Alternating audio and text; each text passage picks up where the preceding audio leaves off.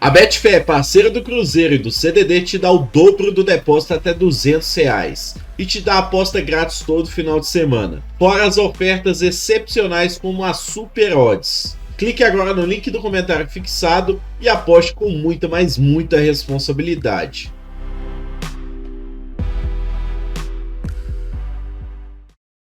Bora de notícias, o assunto de hoje é bem interessante. Resolvi fazer um ranking sobre os clubes que mais gastaram com reforços para a temporada de 2024. Vocês têm alguma ideia de quem é o primeiro colocado? Acertou quem falou, o Flamengo. A curiosidade é que o Fla teve apenas 3 contratações e ainda assim gastou mais do que todos os seus rivais. Foram 166 milhões de reais para chegadas de De La Cruz, Léo Ortiz e Matias Vinha.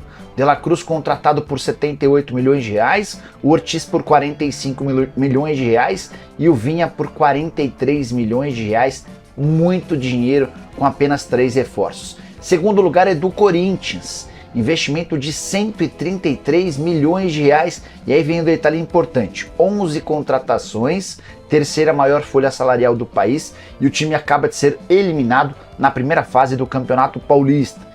Investimento alto, manutenção cara e um time que não conseguiu jogar bem no estadual. Foram 6 derrotas em 11 partidas, dessas 6 derrotas, 5 sob o comando de Mano Menezes.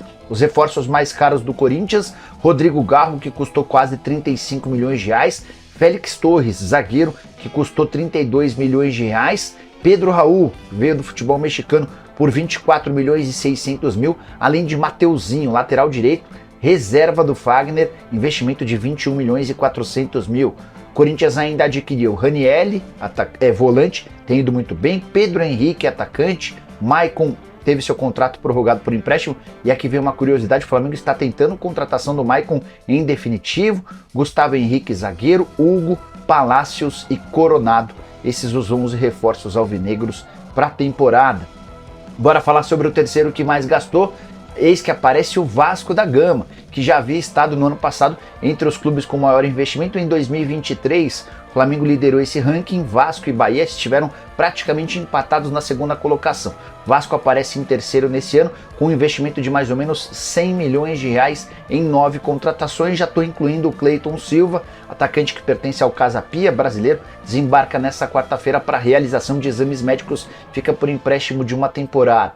Os reforços mais caros do Vasco: o zagueiro João Vitor, 32 milhões de reais, o meio-atacante Adson, 27 milhões de reais, e o volante Esforça, argentino, de 24 milhões e 700 mil. Também foram contratados o Prachetes já era do Vasco, mas teve um percentual adquirido. O Paulo Henrique, o Rojas, o Matheus Carvalho, o David e o Cleiton Silva, a quem me referi agora há pouco. Vocês devem estar se perguntando, mas Nicole, e o Bahia, que gastou tanto? O investimento é alto, mas muitos desses milhões investidos vieram em luvas. O que é a luva? É o pagamento pela assinatura do contrato. Vocês precisam sempre lembrar que, para efeito de contabilidade, quando um jogador está livre no mercado, como o Everton Ribeiro, não há custo para aquisição dos direitos econômicos. Então o Bahia investiu cerca de 52 milhões de reais em contratações. Foram 24 milhões no Jean Lucas, esse investimento pode chegar a 32 milhões em caso de metas batidas. Foram mais 24 milhões no Caio Alexandre e cerca de 4 milhões de reais no David Duarte. O Everton Ribeiro, Nicola, o Everton estava livre e ele assina apenas com pagamento de luvas. Apenas é modo de dizer, né? Porque o Everton Ribeiro está entre os jogadores mais bem pagos do futebol brasileiro.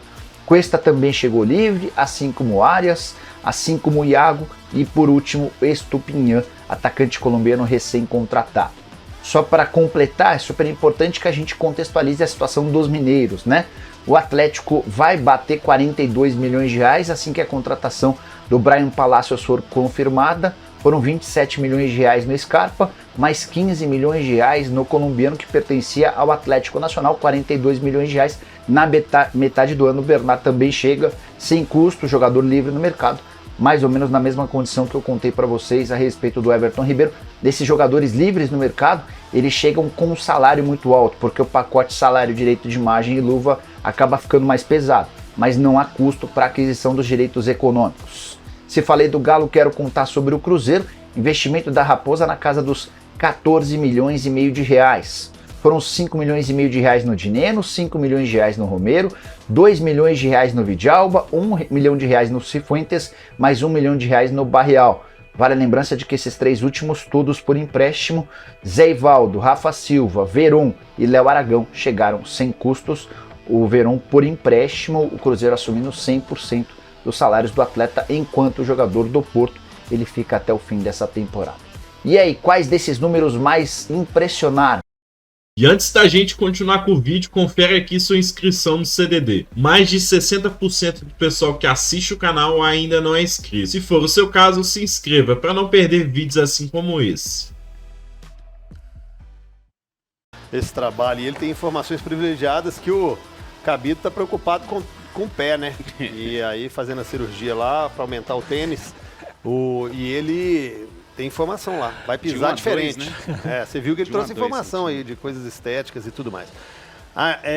Qual o número aí assusta, Grissola? Qual número te surpreende positivamente? Vou trazer aqui de novo para a gente debater. Vamos trazer mais para cá. Atlético e Cruzeiro. Atlético aí batendo 42 milhões, dentro do previsto. A conversa no final do ano passado era de 40 milhões disponíveis para compra de jogador. O Atlético acabou não conseguindo vender ninguém, né? Assim, mais relevante, então... Aliviou folha, mas não vendeu ninguém, né? Sim. Alivia folha com o Heber, com a ida, por exemplo, do Vargas. Se quem for mais mesmo. O Vargas ainda não for, né? Se for. Não, mas tiveram mais saídas. Pavon, que aliviou bem a folha. Aliviou bem. Não, e venda, né? Teve a venda do Pavon. Pavon foram 4 milhões de dólares. Teve a venda do... Pavon foi perto de 20 milhões de reais. Do garoto também, Ian. Como é que é o nome dele? Disputou até a Copa São Paulo. Eu tô com o Ian Couto na cabeça. Ian Felipe? Ian. Desculpa, tá, gente? Estou com o Ian Couto na cabeça, mas foi pro futebol mexicano. Sim. Venda dele... Tem mais venda? Nós tivemos mais saídas. Mas com gastos... mas está dentro do previsto. Dentro do previsto. Para essa primeira janela. Então comeu o que estava pro ano todo. Na segunda janela? Mais ou menos. Aí você vai contabilizar que tem o dinheiro, a renda do Palácio, do Pavon, talvez de outro jogador que você vai vender aí no meio do caminho e recupera isso, né? E outra, porque quando fala 40 milhões, a gente faz essa conta. Porque essa conta, por exemplo, dos 42 milhões, não necessariamente é tudo para pagar esse ano, né? O Brian Palácio, por exemplo, certamente o Atlético vai pagar aí num prazo de 2, 3 anos. Então... Ian Felipe, isso. Desculpa, gente. Então, às vezes, não necessariamente você gastou os 40 milhões que você tinha previsto. Enfim, deve ter uma margenzinha de manobra aí para a janela do meio do ano ainda. Mas eu acredito mais em negócios, ou se o negócio desandar até o meio do ano, né? O desempenho estiver muito abaixo do que se imagine, aí vai ter que se movimentar, ou se tiver alguma saída, né?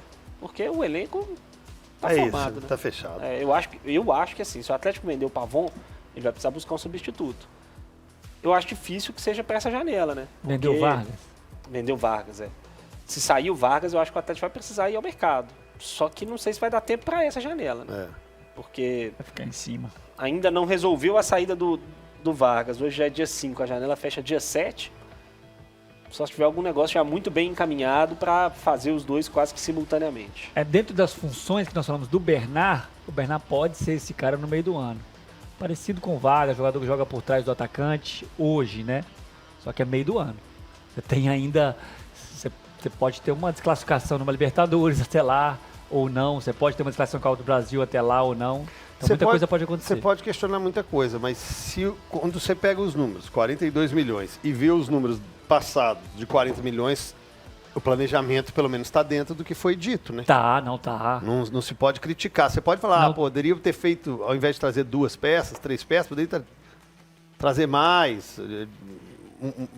uma quantidade maior, mas e a qualidade? Aí fica a interrogação. Com relação ao planejamento, tá batendo, né? Não tem nenhuma loucura, e o Atlético tem um time competitivo. Perfeito. Tecnicamente, um time competitivo. Agora, o Cruzeiro, 9 jogadores, 14 milhões e 500. É muito empréstimo, né? Também, né? Ou de graça, né? Tipo Zé Ivaldo, tipo Rafa Silva. O Cruzeiro tá numa outra linha de raciocínio, né? Mas assim, se a gente for pegar o Cifuentes, Barreal, Veron e Vidalba são empréstimos, né? 4 dos 9 que chegaram? 1, 2, 3, 4, isso. Não, mas são 9? 1, 2, 3, 4, Pois quase a metade por empréstimo, né? assim, natural. E outra, é outro patamar de investimento. Outro patamar. Nesse momento, não se esperava que fosse competir com os principais investimentos aí. Né? Olha aí, gente, o Flamengo gastou 166 milhões. O Cruzeiro gasta 10% desse valor, Caramba, Tonton. é muita grana. Mas eu acho que a linha de opção. raciocínio do Cruzeiro aqui não é ruim. Não é ruim. Você investe Outro planejamento. 2-1 em empréstimo, em jogadores que podem entregar e Se funcionar, você compra, né? com passe estipulado. Então, assim, outro você mercado, diminui o risco de uma contratação errada, mas em compensação você não consegue atacar nos melhores mercados. Você não consegue trazer os jogadores que estão despontando. Você tem que ir no mercado alternativo, como o Cruzeiro foi na MLS. Tem que ir no mercado lá do México, não, do Cifuentes, foi no mercado da Escócia.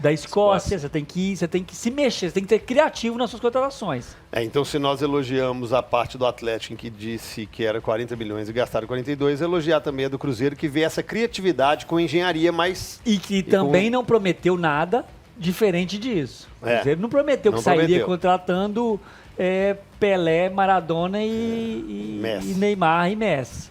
Então tá dentro, pelo menos não tem ninguém, mesmo que o torcedor discorde, não tem ninguém enganando o torcedor. Tá sendo feito aquilo que foi previsto. Perfeito. Então é um bom indício. Não quer dizer que é o ideal, mas é um bom indício. Mas usa-se a criatividade e tenta sanar os problemas com essa criatividade, com esse quebra-cabeça, falando, ó, nós temos que pegar um empréstimo ali, o outro livre no mercado, o outro a gente gasta um pouquinho, e é assim que vai fazendo esse tabuleiro, né? Montando esse tabuleiro. E eu acho que hoje o Cruzeiro tem um time, a princípio, na teoria, mais competitivo que o time do ano passado. Com esses nomes que chegaram. Só 2 detalhes a respeito aí dos, talvez, principais times, né, atualmente do futebol brasileiro. Primeiro ponto do Flamengo, como tem contratado menos, gastando mais ultimamente. Né? O Flamengo continua sendo o clube que mais gasta, mas tem comprado cada vez menos jogadores. Por quê? Porque está investindo no que eles querem mesmo. Eles olham para o jogador e falam, eu quero esse cara. E eles gastam o que for preciso para contratar aquele cara. Fizeram isso com o De La Cruz, né? Muito tempo de negociação. Agora fizeram com o Léo Ortiz. O Flamengo está negociando com o Léo Ortiz tem 2 meses. O Bragantino não é um clube fácil, porque é um clube que tem dinheiro, não precisa se desfazer de seus jogadores. Então foi uma negociação dura e o Flamengo insistiu. E se não contratasse o Léo Ortiz, provavelmente não ia contratar outro. O Flamengo aleatório, sabe, né? O Flamengo sabe os caras que eles querem. E ao que tudo indica, deve contratar o Maicon também, né? Ou está tentando, nesse restinho de janela aí, contratar o Maicon, que está no Corinthians, emprestado pelo Shakhtar Donetsk. E o que mais me chama a atenção, de novo, o Palmeiras nem aparece, né? Impressionante como consegue se manter competitivo, gastando muito pouco dinheiro em contratação. Impressionante. Vamos lá, o que é o Cyberclass? É um portal para ser definitivo na área de treinamentos de marketing digital. Você vai encontrar tudo o que você precisa para gerar renda na internet. Você vai poder assinar agora por só R$12,29. Então toca no link agora, assina, não perde essa oportunidade.